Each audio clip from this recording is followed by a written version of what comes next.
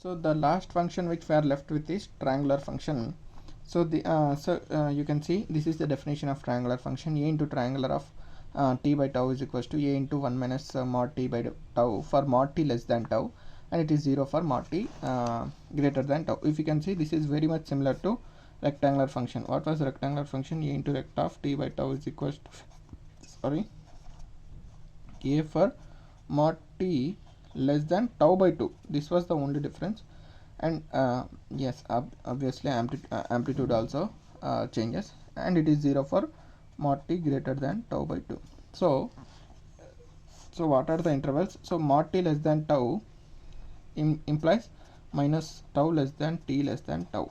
This we have how this is the intervals can be drawn, we have seen in the previous video. If someone has not seen the previous video, please watch it there. You will get the understanding how we have written this as this thing, like how we have divided the intervals.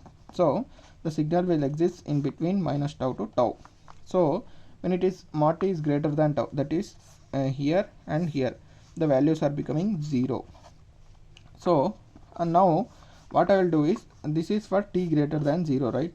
Only at t greater than 0 you have to consider only up to tau, because after tau it is obviously the amplitude is becoming 0. For t greater than 0, what is the amplitude?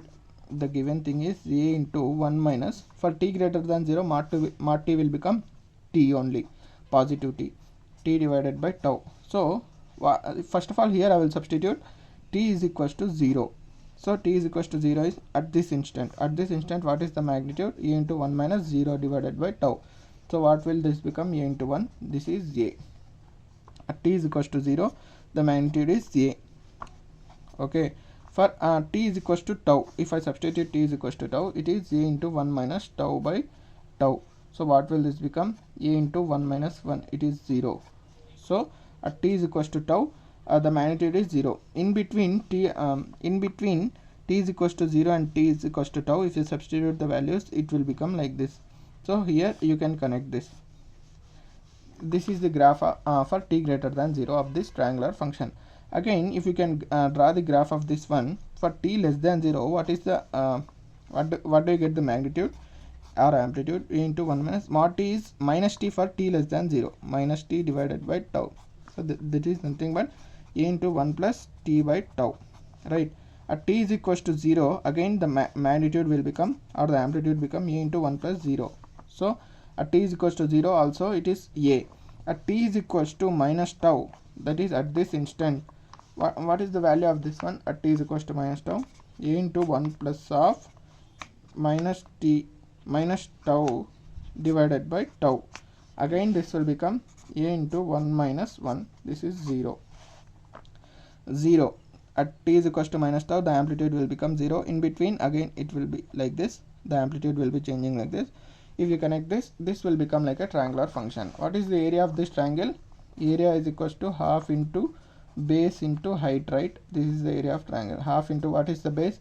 Overall base of the triangle, 2 tau into height. What is the height? It is a. So this is nothing but a into tau. It is similar to the area of rectangular function. This is about triangular function.